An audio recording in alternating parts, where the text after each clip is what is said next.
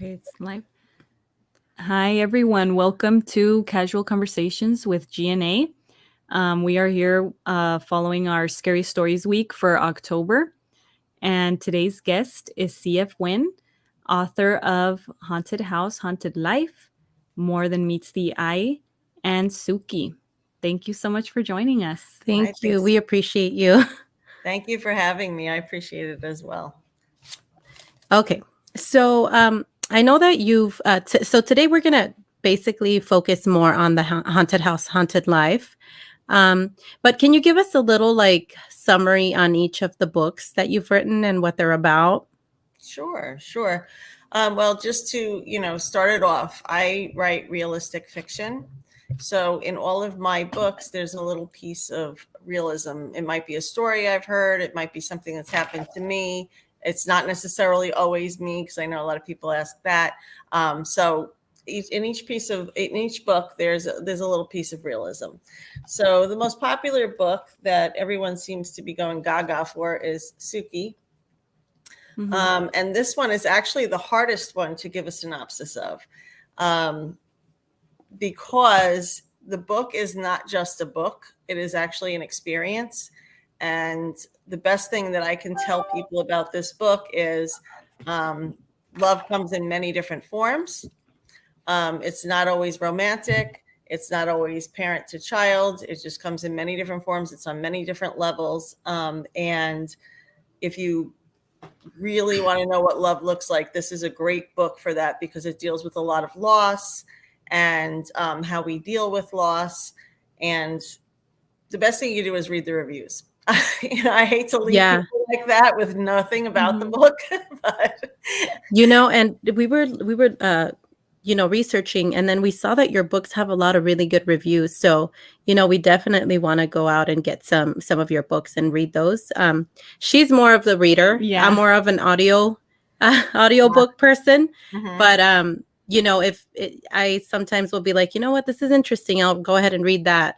So yeah, so I'm glad, for you that you have such good feedback on your books.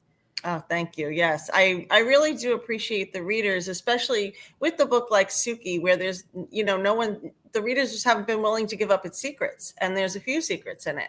And they did so well through on the reviews, because I was waiting for that one person to just totally blow it. But no one's done it. So kudos to all my readers, all the fans. The sequel will be coming out. I am actively working on it. It's one of the biggest questions I get. What happened to everybody? So basically, Suki, the story of Savannah and Dwayne, a couple who have to deal with, life. They're very happy, and loss. Enough said about Suki. Okay. More Than Meets the Eye is one of the books in my Coffee Break series. My Coffee Break series is shows connection. So there's Easter eggs in all the different books that connect the books together. More Than Meets the Eye is the story of Joanna. She is a model and a mom. And the photographer, Benny, who is on set with her that day, they've crossed paths. They don't know it. And the book just kind of takes you from the beginning of it, kind of unfolds until you meet as the characters meet. And it shows the connections that we have in life, even if we don't know that we have them with each other. You guys and I, we could be 7 degrees separated and have absolutely no idea. We could have met already. We might not have that idea. But the series itself brings back the idea of that we're all connected. And this book really, really shows you really don't need to judge somebody by their cover. For example, a model. A lot of us think, oh, they must have a great life. Well, she's a person too, and she's got her problems just like the rest of us. So it really brings home the idea of don't judge that book behind its cover. So without reading it. Awesome. Yeah. So that's More Than Meets the Eye. All right. So Haunted House, Haunted Life, the star of the evening. This book is about Jean. Jean, who was a very troubled child, wound up being a very troubled adult. had a hard, challenging life. And she didn't grow up to be the best person. I mean, as you can imagine, circumstances sometimes. She had one friend, her doll, Anna Maria. And she was very, very attached to this doll. And the book really just takes you through her life and where she winds up. The book is narrated by ghosts. So we get a kind of a little look at the afterlife through their eyes, and how they see us, and how we actually might see them to them, if that makes sense. Yeah, that's awesome. Yeah. And can you tell us a little bit about what was the inspiration behind that book? Sure. So I kind of live in a haunted house. I don't think we're going to get lucky tonight. I don't think anything's going to happen while we're talking. But a lot of things have happened here. And, I have had 3 children growing up, and one in particular was an athlete, my daughter Isabella. And we would have a lot of pasta nights before the big games, and the teams would come. And one of the girls in particular, a good friend from her childhood, Skylar Steinberg, she would always say, CF, bring out the ghost stories. Let's do the Ouija board. Let's do the divining rods. She said, tell everybody what's happened. So I told these stories over and over and over and over again. And finally, one day I said, I'm putting it in a book. I'm just going to wrap it around a fictional story. I'm going to put it in the book. So this book is very, very inspired by true events that have happened in my own home. Wow. Yeah. And so do you have a background in the paranormal or investigation at all? Or have you, how did you begin to that interest in the paranormal? Well, I grew up on Long Island. So the Amityville Horror happened in my childhood. Wow. So I lived when that was going on. So that was, I would say, maybe one of my first incidences that might have piqued my interest in it.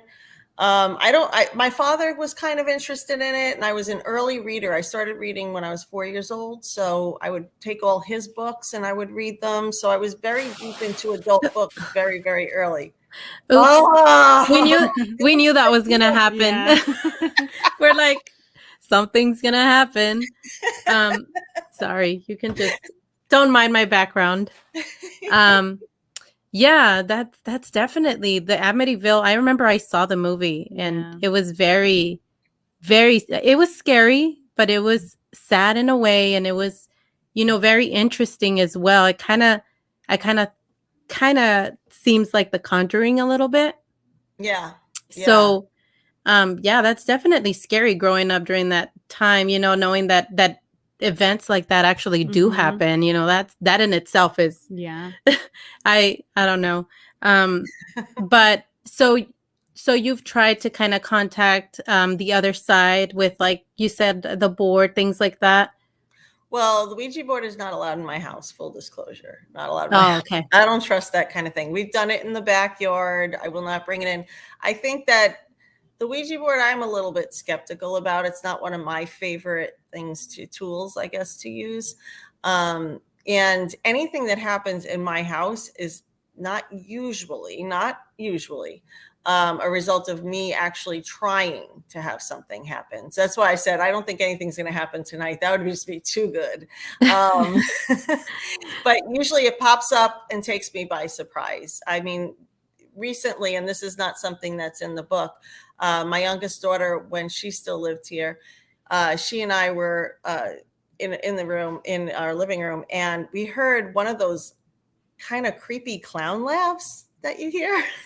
And it was winter and the windows were closed, and we have cats in the neighborhood, but this was kind of like right in the room, and it was a creepy, the epitome of the clown laugh. Whatever you imagine it to be, that was it. And so I'm a healthy skeptic, just to let you know. If something goes creak in my house, I mean, I don't sit there and go, oh, ghost, it must be I don't say that. So in this particular instance, my son was way, way, way down the other end of the house in his room. And we were kind of going back and forth saying, did you hear that? Did you hear that? And we just kind of asked each other without telling each other what we'd heard, just to kind of collaborate the stories. But my son, we yelled down, we said, hey, Max, did you hear that? And he said, yes. But we didn't know what he was talking about. Like, he could have been talking about us talking. So we said, well, what did you hear? And he goes, I heard a creepy laugh. Can you guys just shut up and leave me alone? Oh my God. He'd heard what we had heard. So at least he, corroborated our story. But at the same time, you could see my kids are so unfazed. They're like, it's okay. It's just another laugh. Let's move on. So those are the kind of things that, really got this book going. Rather than tell the stories over and over and over, I figured just put them in a book. Let everybody enjoy them. I'll wrap it around somebody's life who's probably a lot more interesting than my life will ever be. And people seem to be enjoying it so far. That's awesome. And so I know that you mentioned that you your home is somewhat haunted, or how did you find that out, or how long have you lived there, or what are the experiences you've had there? So I've been in this house 21 years. It just keeps falling. It's weird. I think somebody's trying to give us a message. I'm like, what's going on? If you find that story in a book somewhere, it was here. You guys inspired it. So I've been here 21 years. When I got here, whoever was here, whatever is here, let itself be known pretty straight out the gate. Okay. When I moved in, I was a single mom of 3 very young children. In fact, I was pregnant when I bought this house. I didn't even have my last child yet. And by the time we moved in, I had just had the last baby, and we didn't even have furniture. So we had kind of bought the house with the existing living room furniture, and then I ordered beds and things like that. So we kind of camped out in the living room for a while. And as soon as those beds came and we moved into our respective bedrooms, that's when it started immediately. I guess they kind of left us alone while we were out here, but the living room and the hallway seemed to be the big hot spots. So I was in my bed one night, and I had just had the baby. So she was in the crib next to my bed. And my son's room is right across the hallway from me. And then my oldest daughter's room was down the hall a little bit.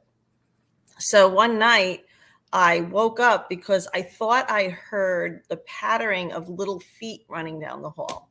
And my son did not like the big boy bed. He wanted to be in the crib. He wanted to be in a place. He didn't want to be anywhere but in an actual bed. So he would get out a lot. So I said, oh my God, he's up. He's going to get hurt. He's so little. And I started to get up, and all of a sudden I heard I have a big, huge, like heavy wooden table in my living room, and my floors are wood.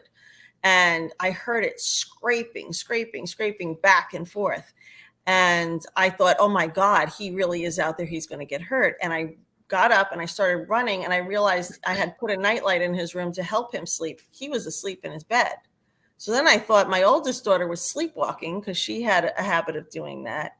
And I could hear her snoring in her room. So I didn't know what to think. I was thinking it was one of the neighbor's cats had gotten in. I didn't know what. So I ran to the living room and I flipped on the light. The noise stopped after it was going until I flipped on the light. And then it flipped right off, the sound. And the table was exactly where it should have been. It was not even out of place. Wow. And I have no explanation for that. I mean, how's a cat even going to do that? So yeah, and that's actual like live it happening at the moment, because usually when people say, okay, I there's something in my home, they hear it and then it stops, right? As soon as it's almost conscious that it knows that right? Yeah. But so yours just kept going. It didn't matter whether you were going in there or not. It's the only thing that stopped it was the light switch. Yeah. Wow. Yeah. And that's actually the second time that's happened with the light only, because it was, so we, during COVID, I couldn't do a lot of book touring. So my son and I actually put together an event with the Lindenhurst Memorial Library over here, and we set up all the scenarios that are in the book, or a lot of them, I should say, to kind of show what went on the best that we could. So we actually reenacted that whole table thing. But the one that got me, after the event was over, the question kept saying, did you get the ghost to move the bags? Did you get the ghost to move the bags? So I'm going to tell you what we did for that, but it was crazy when it actually happened to me. So actually, I'll tell you what actually happened to me. So one night I was on Skype with a friend, and my son, again, he was a young boy. Boys will be boys. He didn't like to sleep. So he would get out, he'd play around in the hallway. We have a bench, one of those hang your coats on it kind of bench in the hallway. And I could hear noises while I'm on Skype with my friend. And I thought he was playing with his toy cars out there. So I said, Max, what are you doing? Get to bed. Silence. And then I went back to my conversation, and then it started up again. And I said, I don't know what you think you're doing, but you better get in that bed. Silence. Go back to my conversation, starts up again. Now I'm mad because my kids are pretty good. So now I'm really mad. And I said, do not make me get up. And I'm lazy. So I'm like, do not make me get up. And the sound just kept going this time. It didn't even stop. So I said to my friend, I said, hold on a second. And I said, I'm coming. You better get in that bed. And the sound kept going. So I went out into the hallway, and he has his nightlight on, and I've got just a very low lamp going on in my living room. In my bedroom. So in the hallway, there was a little bit of light, so I could see things. I just couldn't see it as clear as if the regular light was on.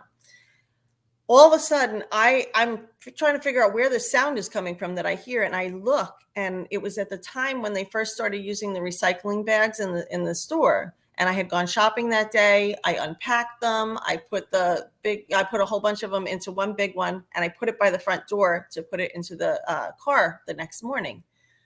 My bags were walking across the hallway by themselves, just shuffling back and forth, like almost on a diagonal.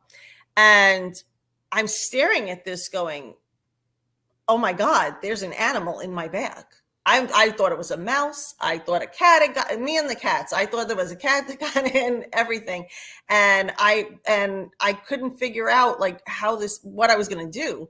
And then it dawned on me. I said, you unpack the bags. If there was an animal in there, you would have seen it. There's no animal in there. So then I thought, all right, on the off chance this is something paranormal, I need a second set of eyes, because I tell people stuff and they don't believe me. So I call my oldest daughter, and I said, Alexandra. And she said, what? And I said, come out here. And she knew something was up. Kids, they know. So she said, what's happening? And I said, no, just come. And she said, no. She said, no, I'm not coming. So I had to put on the mom voice, and I said, no, you need to get out here. She comes out with her hands over her eyes. I said, no, you got to look. And this thing, meanwhile, the whole time, it was still happening. Wow. Yeah, it's not stopping. And I'm standing inches from it. And so she finally, I say, get your eyes, uncovered. And she just kept saying no. So I flipped the light on to try to shock her and to show her. The minute I turned the light on, it stopped. As soon as that light went on. Yeah. Yeah. That's of course, I creepy. picked the bag.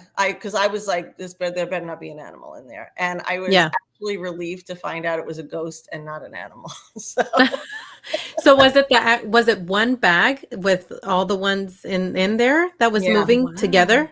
Yeah. Wow. That's crazy. Yeah. Just imagine them folded up in there. Just, I was pretty neat. So they're kind of folded up neatly, and it's just one bag just walking across. And it was super slow, but it was definitely never stopping. Incredible. I have almost never seen anything like that in my life. So yeah. And have you felt like energy in your home? Like, have you felt if it's something negative, or if it's something just that's there that doesn't give you like a bad feeling?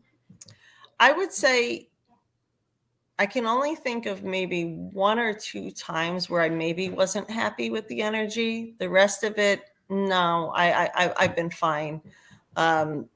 And I was told that my hallway is a portal and that there's lots of people coming in and out.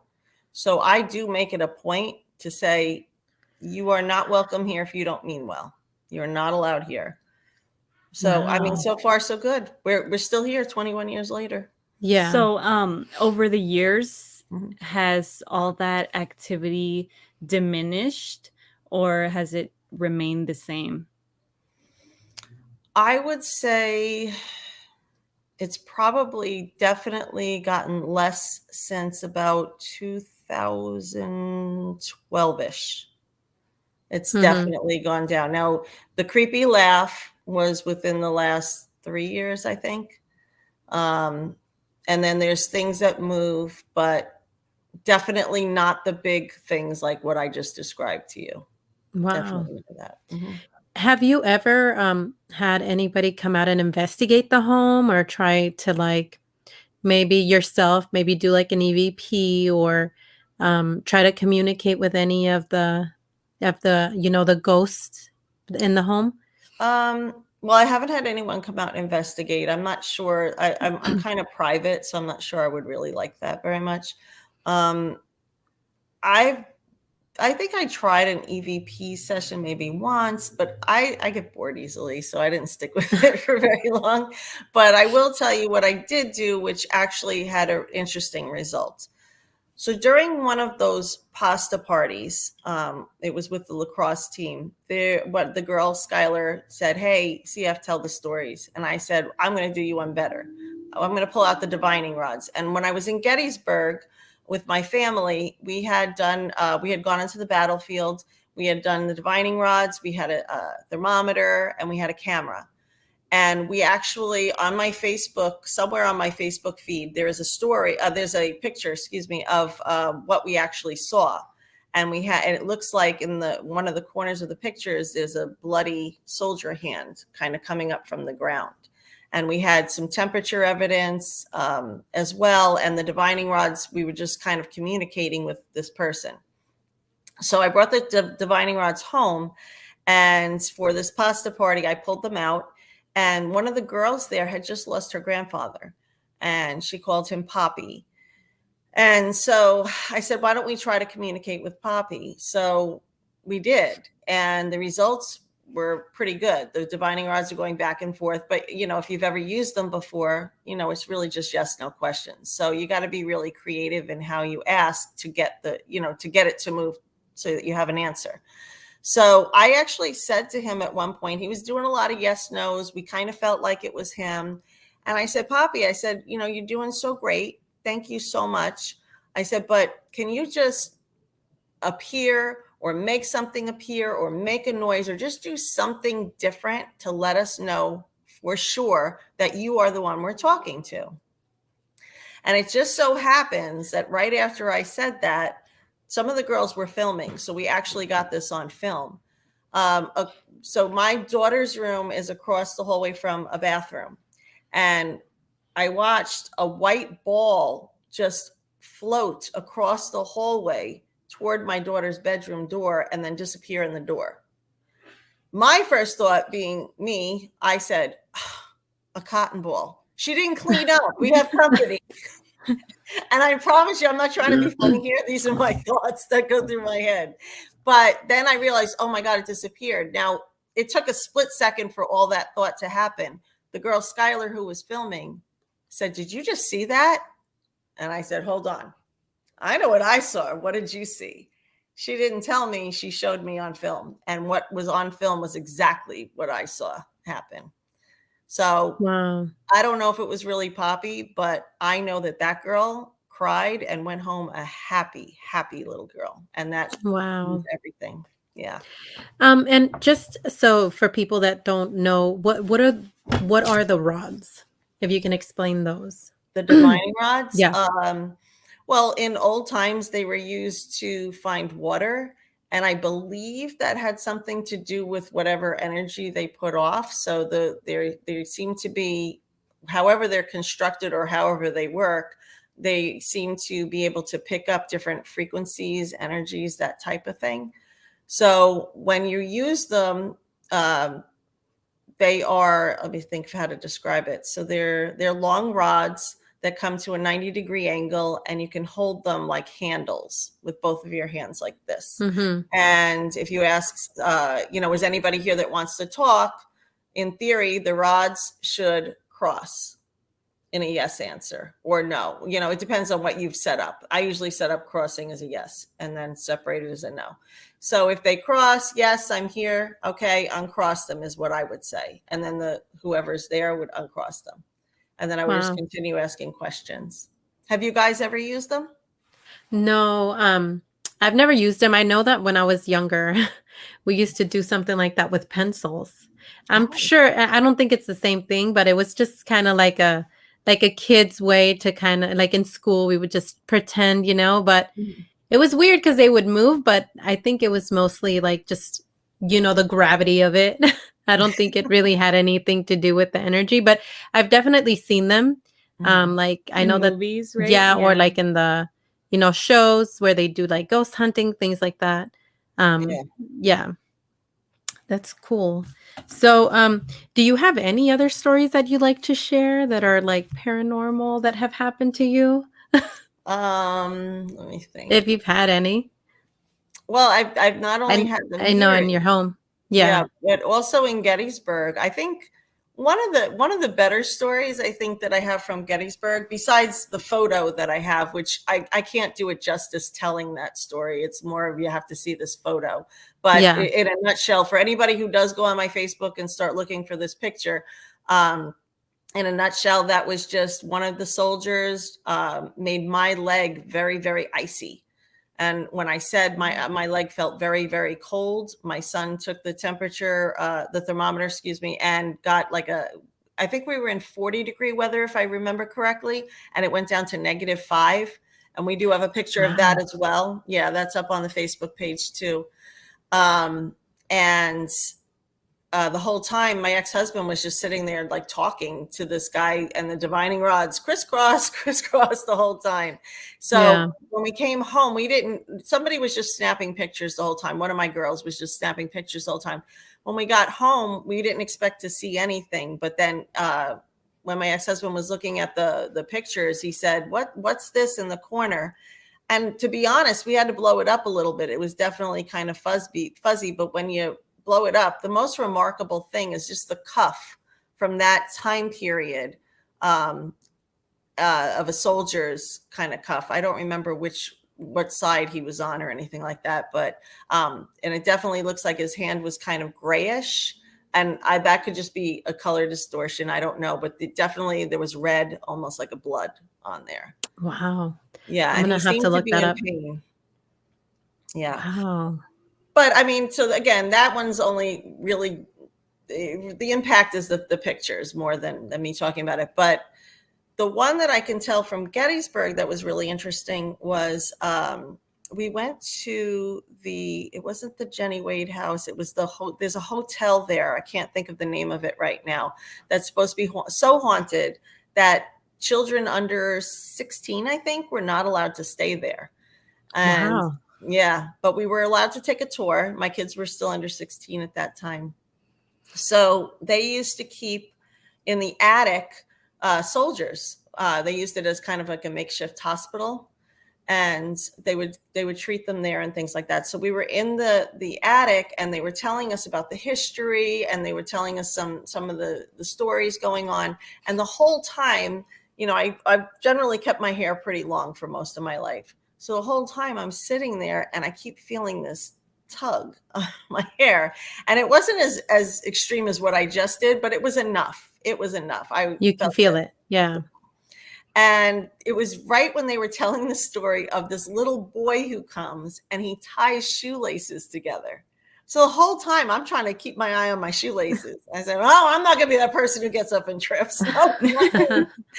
But while I'm trying to watch that, I keep getting tugged. And then all of a sudden, the girl goes on to talk about it. And she says, and he likes women with long hair. He likes to tug on their hair. And I said, he got me. This kid got me. So I thought that was a really cool story. Yeah, that's scary. I'd be like, oh my God, I'm ready to leave. Well, what about you? Have you experienced something where you were actually touched ever? Not touched. I've definitely seen things, but not like that. Not to where, because I know. Well, from my experience, my sister, one of my oldest sister, she was playing with the Ouija board, and we were at a friend's house, and that night I remember seeing a black shadow sitting at the edge of the bed because there was a chair there, and so I kept thinking it's not real. There's nothing there. And so, but I was scared. I could feel like I was in fear. And so I remember it just stand up and then walking towards us. And I remember it was like a black shadow with holding like a stick or something, like I don't know. And he just stood up and then walked towards us. And then that's when I was like, you know what, I'm out. So I just got out the bed and I ran. And so I was thinking for a long time, I was like, maybe it was a dream, maybe I was just dreaming. But my mom's like, no, you were actually really scared and you kept saying it was a witch. I don't know. She's like, you kept saying that there was a witch in the room. So they went to go check and there was really nothing there. But I remember it pretty clear, just the black. It almost looked like it was wearing like a black robe and it was just holding the stick. But I could only see from like, I want to say the chest down, and I couldn't see the legs because it was, I was on the bed. So I don't know. That was one of, I think probably the one experience that I've had. But when it comes to maybe hearing things, right? Yeah. I mean, we do live in I got married. I no longer live there, but my sister, their home had what is it, like a murder? So we ended up, we found that out years after we lived there. Yeah, we didn't know. And well, our oldest sister was the one who would experience, she would see someone. And, we didn't know what happened until we did research and we found the newspaper article. So, it just, gave it validity. Yeah, it was pretty sad.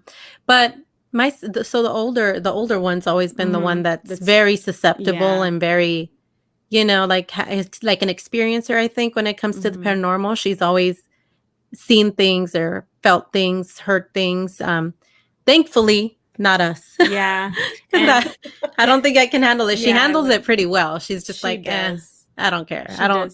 Even in our home prior to that one, I feel like that home had more activity. Yeah. Right? And same, she would be the one who would experience it more than any of us. Wow. Yeah. She must be a little bit sensitive. I think so. I think she definitely is. I would say my only experience in that home was being locked in the bathroom and not being able to get out. Having some, it was no one, but someone would push the door and I wouldn't be able to get out. And I thought it was my sister at the time, but it wasn't. It was no one. When I was able to open the door, there was no one there. So that's traumatizing. Yeah. I remember it's funny that you bring that up because I remembered that when she was a baby, she was, I think I want to say about 2. Were you 2? Probably. She was already talking. She was walking. She was little. And she kept saying, because we were in a bedroom, there was 2 adjoining bedrooms. And then I remember she would tell me, I was playing with her and she would tell me, oh, there's a kid in the other room. He's on the bed. And then I ignored it. And then I kept, playing with her. She's like, no, but there's a kid in the room. And then I was like, and then it clicked. And I was like, what do you mean a kid? There's no other kids here but you. And so we went over there. I opened the door and then she's like, he's right there. Look, sitting on the bed. And I just it freaked me out. I closed the door and I was like, okay, that's it. We're leaving. We're getting out. Yeah. So I wonder could you see an indent in the bed? You know what? I tried to look, but I didn't see anything. She just kept saying it was a little kid. And it wasn't only me that heard it. One of my other family members that was in the home at our house at the moment, she said she heard it too. And so she went to investigate and she didn't see anything, but yeah. But I feel like our oldest sister, saw. She saw a kid, at that same house. Yeah, running in the middle of the night, right? She thought it was me, but it wasn't. Yeah. Yeah. So do you think he could have been playing with you with the bathroom? Like not maybe it could be the same thing. I think so, maybe. Pretty playful because there was some steps there in the home where it would kind of trip people over. Yeah, right? I tripped over there. My mom would all the time. Wow. So yeah, that's a possibility that he might have been playful. I That's think true. of it. Yeah. Well, I'm thinking about, like, I grew up with two brothers, pushing the door closed and not letting someone out of the room. That was funny to us. Yeah. It was the 70s. We didn't have anything else to do. So Yeah, no, that's, and at that moment, my mom, there was a point where they're like, okay, we're gonna sell the home, we're moving, and she's like, okay, so we moved here, and then she was like, well, I hope this isn't haunted because that's what I'm running away from. But then when we found out, that there was a murder, and it was like a son had murdered his father in our home, and so. I actually, one of my friends that I worked with told me, oh, you live in that house where somebody got killed. And I was like, what do you mean? You're lying. Yeah. And he's like, no, yeah, look it up. He gave me the information, looked it up, and everything came out. And my mom was so upset. She was like, that's what I was running from, and it's following me. Oh my! So you're in your own Amityville horror house, actually. Yeah, like it was. And just I mean, all the drama and the movie contract. You don't get the movie contract, so no, just the drama. But and we have had a few family members that have seen things, felt things, but we leave him alone. We know who he is. We kind of talk to him, tell him, hey, just go to the light. But my mom, my parents are like, it's fine. You can stay here if he wants. We don't mind his company every now and then. Yeah. Yeah. But my grandpa was the one, because my grandpa, he's late 90s. Yeah. So he's the one that I feel sees him more. Yeah. Yeah. He would mention that there's some validity to that. Like, so when you guys were kids, you probably saw more than you see now. And then as you get older, because maybe it's just closer to the veil on both sides. You guys think that? I definitely think that's true. Yeah, and definitely. Because kids, like with her, just experiencing what she would say and the things she would see at our home. And then now that my grandpa's older, I feel like the thinning of the veil, right? Yeah. That's what they say. And he definitely sees a lot of things. He's always telling us. Definitely. Yeah. And he kind of scares us because he'll be looking up. And I'll be like, Grandpa, what are you looking at? Or he'll be talking to someone too, and we're just like, who are you talking to? So I try to kind of talk to him about it, and I feel like he gets scared a lot. Like he's afraid most of the time. Really? Okay. Yeah. And he's like, can you guys pray for me? Yeah, pray for me. I'm scared. Or just don't leave me alone. He wants to have the company there. Yeah. Maybe what he sees is scary. And so when he looks up, what does he see? Does he tell you? He said that he sees like a dark entity. And he'll say, I see a man that wants to take me. Yeah. And then I was like, or he sees spiders, things like that. Spiders. Yeah. Yeah. And so I'm like, okay, you can pray too. And then I just sit there and pray with him, and then he feels better about it. But definitely he doesn't like to be alone. And he's always saying, I want you to stay here with me. And sit here by me. Yeah. I'm very curious about those spiders, honestly. I know. Yeah. What does that mean? I have no idea. Nobody wants to see them in life. Now they look otherworldly too. No, thank you. Yeah. Yeah. So have you lived in so this home is haunted, but have you had any other homes that you lived in the past that have been haunted? Not homes that I've lived in. I will say that I went to Stony Brook University here on Long Island, and there's rumors all over the place about that place. I witnessed nothing. I have never been around that kind of thing until this house, to be honest. That's just me, my personal experience. I mean, unless I sought it out at like Gettysburg or something, somewhere where and you're looking for it. But living, no. And even at Stony Brook, I would hear the stories and nothing would happen. I did table tipping with my roommate in our dorm, and that was a little weird, really weird.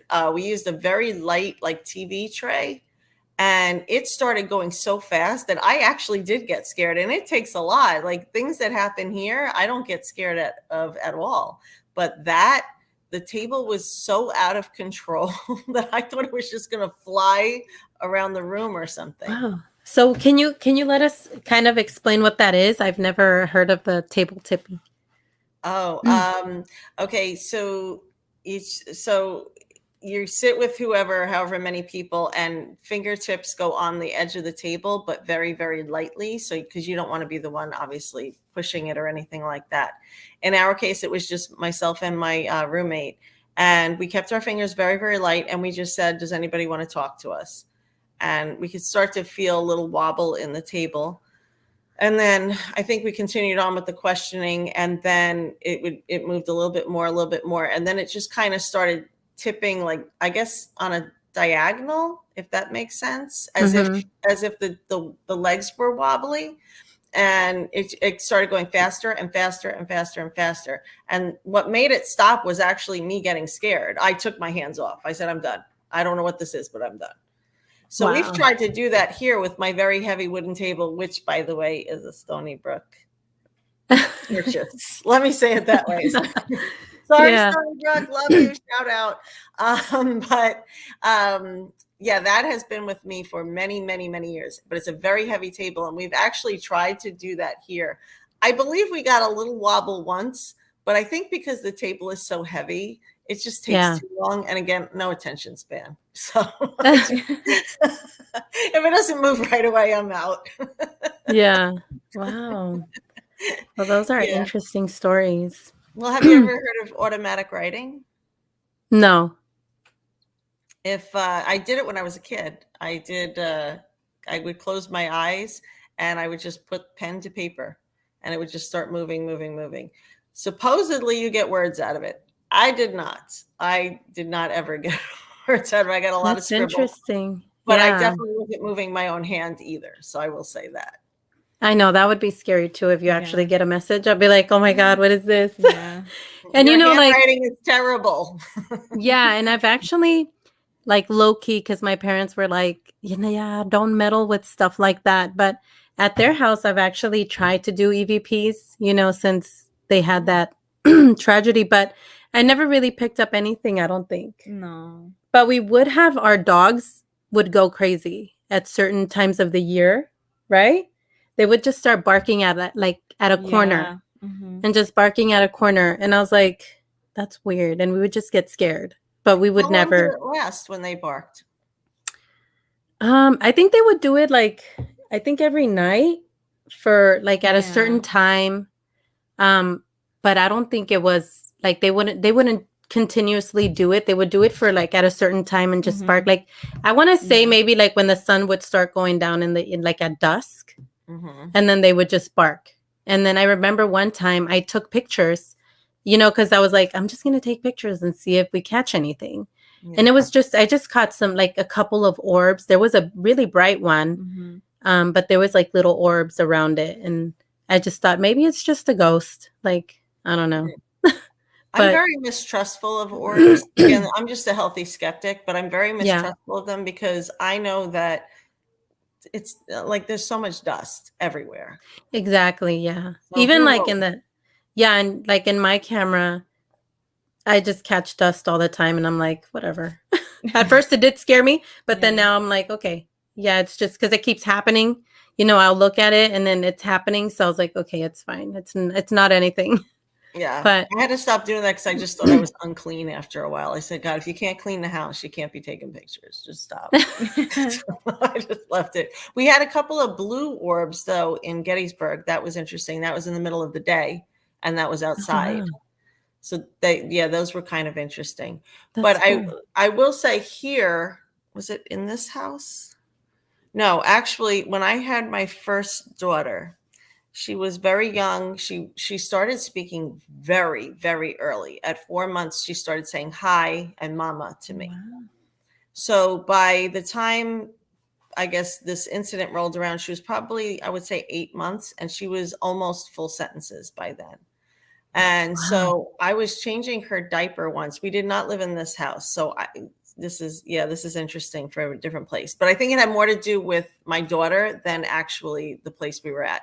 So I was changing her diaper, and she started kind of babbling behind me, like looking behind me and babbling whatever she was saying. Like it wasn't like baby babble. She was talking, but I don't remember what she was saying. And I said to her, "Who are you talking to?" And she said, "The man." I said, "What man?" I said, "I don't see anybody." And she said, "No, there's a man." I said, "All right, there's a man." I said, "Tell me what he looks like." And I said, "Is he tall?" And she said, "Yes." And I said, "Is he very big?" And then I showed her like if he was wide or if he was thin, because she doesn't understand sizes of people. So she said that he was thinner. So I said, "Okay, is his hair dark like mine? Is it very, very light?" And she said that it was dark like mine. And she said, "And he has glasses like I do." And I knew that was my father. Wow. Yeah. So I really felt like he was there. Like he had never gotten to meet her. And I felt like he was there kind of with us or whatever. Yeah. But the way that she described him, I said, well, I have nothing else to go by. I'm going to say it's my dad. Yeah. So he shows up in cool. my Haunted House, Haunted Life book because I come into pockets of cigarettes sometimes and smells of like a red wine he might have liked or a beer or something like that. So I feel like sometimes he pops up, but not as much anymore. Not since the kids were little. You know, I smell cigarette smoke from time to time now, but it used to be a lot.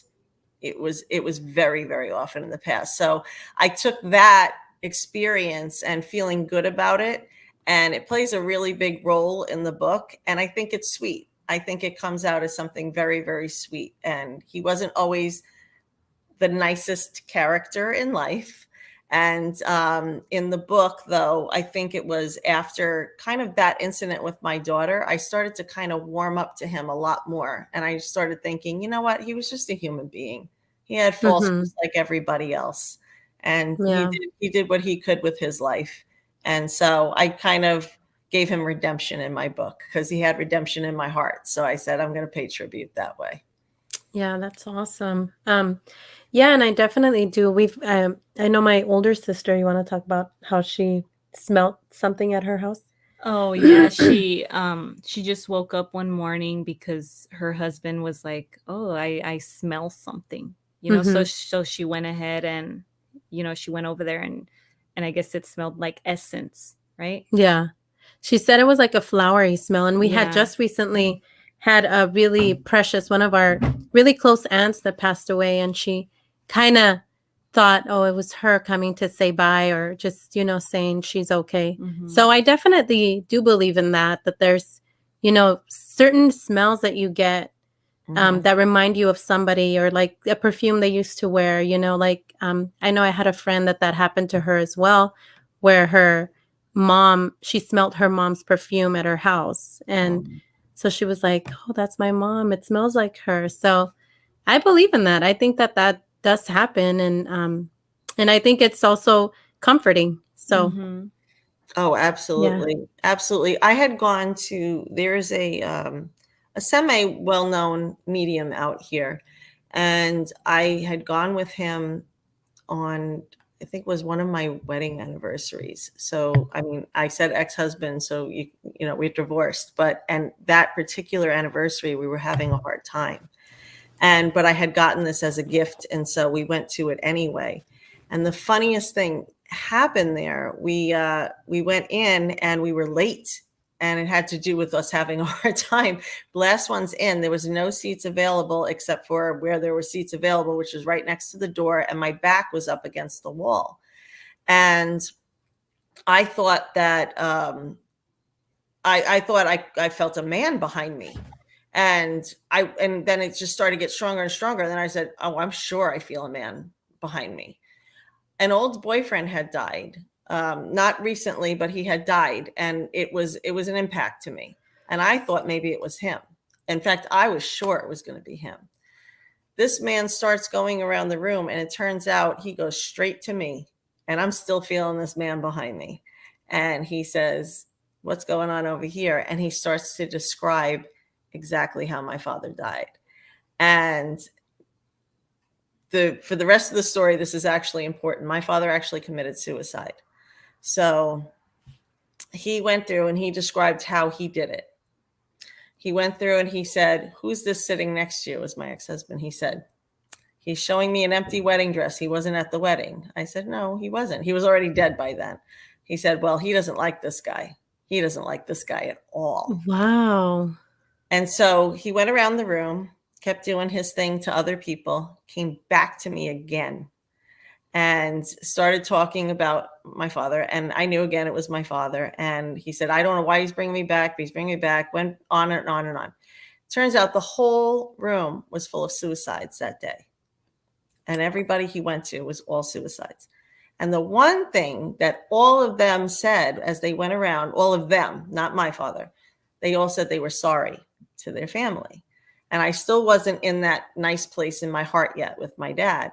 So I went home and I was talking to my ex-husband and I said, everybody else said they were sorry. I said, and this guy shows up not once but twice and never says he's sorry the whole time. The least he could have done in death. And so my ex-husband says to me, "Well, you're always talking to the spirits. Tell them." And I said, "You know what? Actually, I will." So I said, "Dad, I know that you're supposed to show." Somebody had told me that he shows me dimes when he's around, the coin, a dime. Yeah. And I said, "All right, so you're supposed to show me dimes." I said, "I want you to show me a pile of dimes. And that way I'm going to know you're sorry." And in my head, when I said pile of dimes, I literally thought 10 dimes. And I pictured them in a little like pyramid shape. So we go off to bed. Next morning, I'm getting up. I'm getting ready to go to work. And I'm putting on my jeans. And I am religious about cleaning out my pockets when I'm putting them into the laundry. And I go to fix my pockets on my jeans. And I come out and I've got 3 dimes in my hand. And I said to my ex-husband, "Look at this."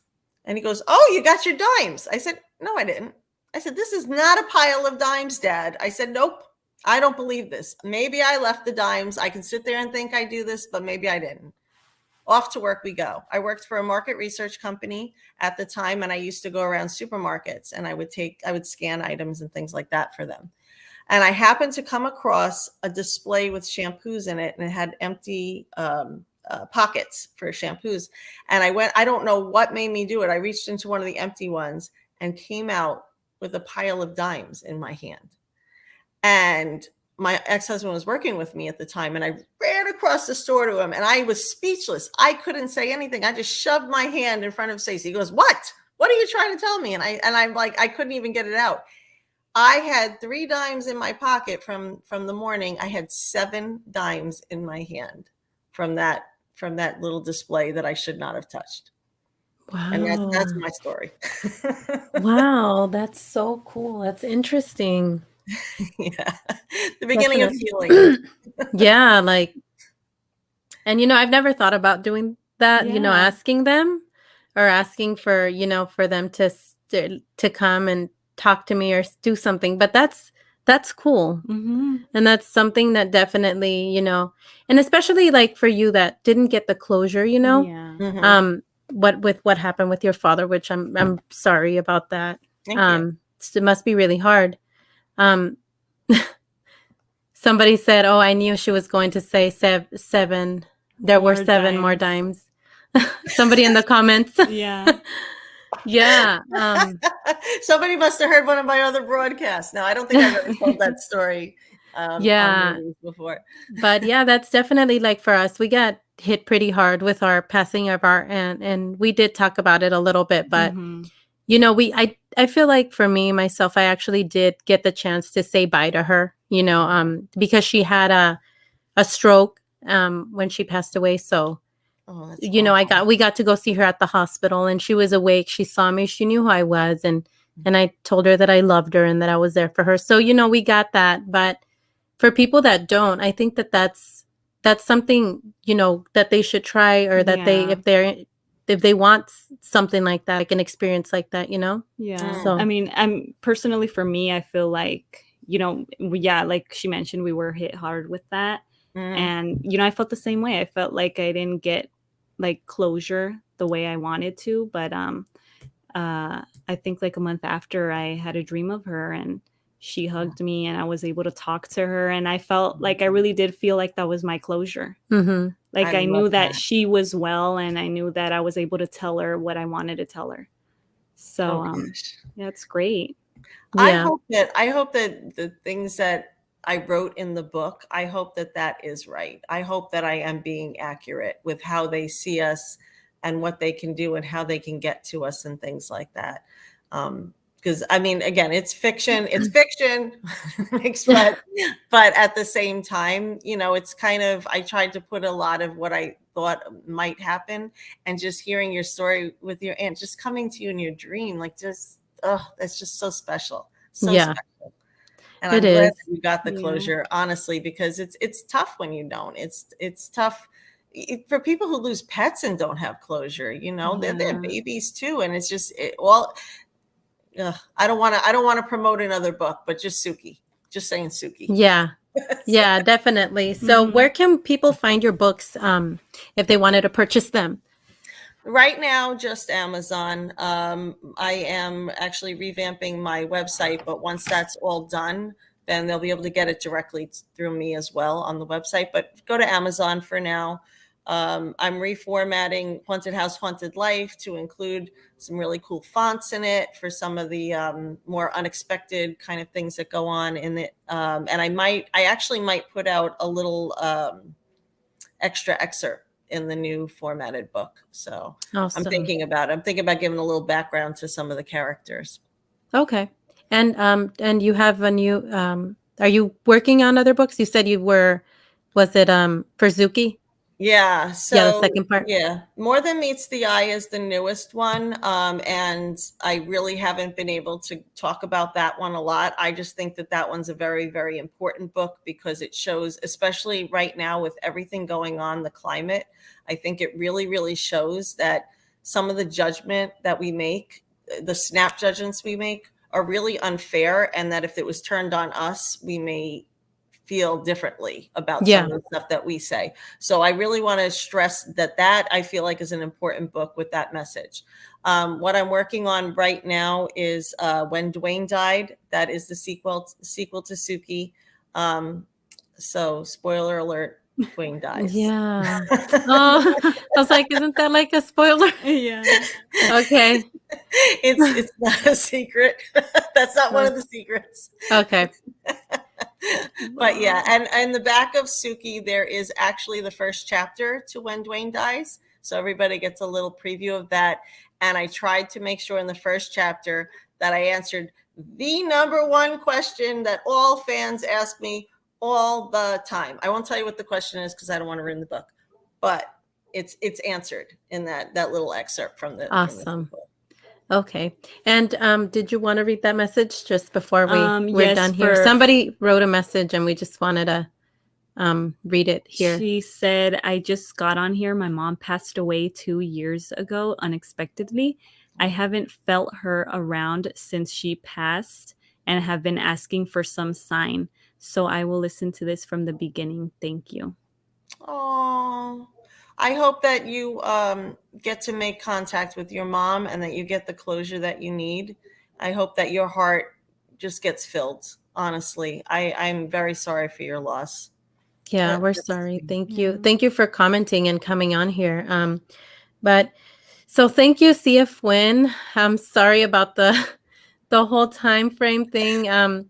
But I hope that you can come on again sometime and share with us any new things that are happening with you. And we really appreciate this interview that you've done for us. Thank you so much. Oh, thank you for letting me go on and on. Listen, for somebody who usually goes to bed around this time, I'm awfully awake. So I really had a good time. I really, really appreciate you guys too. And I wish you lots of success, and definitely we'll connect again and we'll talk some more because I'm all about the meaning of life. So whatever you need. Awesome. Thank you so much. And Thank I will try you. to see if I can find your books and then post a little link on the bottom so people can find them really quick if they're wanting I'll to send buy. you the links. I'll send them to you. Oh, okay, awesome. Thank you so much, You're very welcome. everybody, and we'll see you on the next one. Thank you for listening, everyone. Thank you. Good night. Good Good night. night.